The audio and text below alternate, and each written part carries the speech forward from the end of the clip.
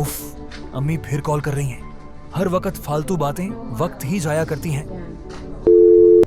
अब बस ब्लॉक कर देता हूं।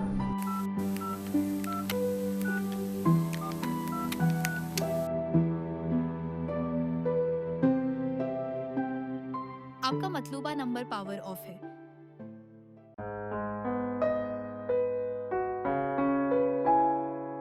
कभी कभी एक छोटी सी कॉल जिंदगी की सबसे बड़ी याद बन जाती है। शहर के पुराने मोहल्ले में एक बूढ़ी औरत रहती थी, फातिमा बीबी। चेहरे पर झुर्रियों का जाल, मगर आंखों में एक अजीब सी रोशनी।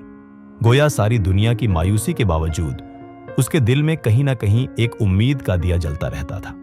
फातिमा बीबी के 2 बेटे थे, अरसलान और अहमद। अहमद छोटा था, नरम दिल, मां के करीब, जबकि अरसलान बड़ा बेटा, जमाने के रंगों में डूबा हुआ, शहरी चमक दमक का शहदाई, और मां के सादा अल्फाज को अक्सर पुरानी बातें समझकर टाल देता। एक रोज अरसलान ने जिद की, मां, मैं अब गांव में नहीं रह सकता। ये छोटा सा मकान, ये तंग गलियां और ये गरीबी, बस बहुत हो गई।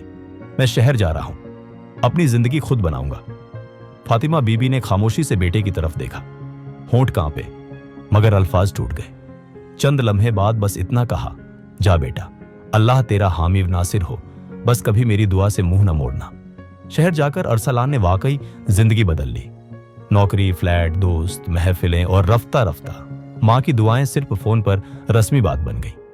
कभी कभी फातिमा बीबी फोन करती, बेटा खाना वक्त पर खाया, नमाज पढ़ ली? और अरसलान हंसते हुए कहता, अम्मी आप भी ना, अब मैं बच्चा नहीं हूं। वक्त गुजरता गया, मां के पैगाम कम होने लगे, और एक दिन अरसलान ने नंबर ब्लॉक कर दिया, सिर्फ इसलिए कि अम्मी की बातें दिल दुखाती हैं, कमजोरी लाती हैं। इधर अहमद अब भी मां के साथ था, गरीब था मगर दिल का अमीर। वो दिन रात मजदूरी करता और मां के लिए दवा, खाना और कभी छोटे तोहफे लाता। फातिमा बीबी अक्सर कहती, अहमद मेरा जी चाहता है तुम्हारे भाई को एक बार देख लूं। अहमद कहता, अम्मी मैं शहर जाकर उसे ले आऊंगा।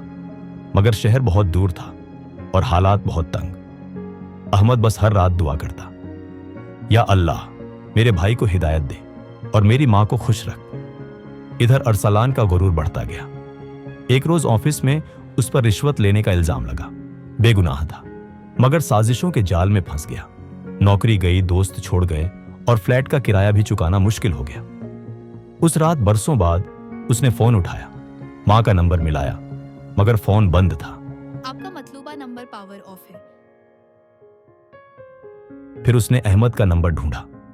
दूसरी तरफ एक टूटी हुई आवाज आई, भाई अम्मी अब हम में नहीं रही, 2 दिन पहले वो चली गई, बस जाते जाते आपका नाम लिया था। अरसलान के हाथ कांप गए, फोन नीचे गिर गया और वो जमीन पर बैठ गया, जैसे किसी ने उसकी रूह निकाल ली हो। कई दिन बाद वो गांव पहुंचा। मां की कब्र पर बैठकर देर तक रोता रहा। लफ्ज नहीं निकलते थे, बस अश्क बह रहे थे, वो अश्क जिन्हें मां अपनी दुआ में छुपा लिया करती थी। अम्मी आपने कहा था दुआ से मुंह न मोड़ना, मैंने मोड़ लिया। अब जब मैं लौटा हूं तो आपकी दुआ मिट्टी में सो चुकी है। हवा के झोंके में जैसे मां की आवाज आई, बेटा दुआ कभी मरती नहीं, बस कबूल होने में वक्त लगता है। अरसलान ने वही पुराना मकान दोबारा बनाया, अहमद के साथ रहने लगा। रोज कब्र पर जाकर सूरह यासीन पढ़ता और हर गरीब को खाना खिलाने लगा। लोग हैरान थे, ये वही अरसलान है जो मां से मुंह मोड़ गया था। वो मुस्कुराकर कहता, हां मगर मां की दुआ ने मुझे लौटा दिया। जिंदगी में सब कुछ मिल सकता है मगर मां की दुआ के बगैर सुकून नहीं मिलता। मां की दुआ वो ताकत है जो जमीन से उठने वाले आंसू को आसमान की रहमत बना देती है। जो मां से मुंह मोड़ता है वो असल में अपने नसीब से मुंह मोड़ता है।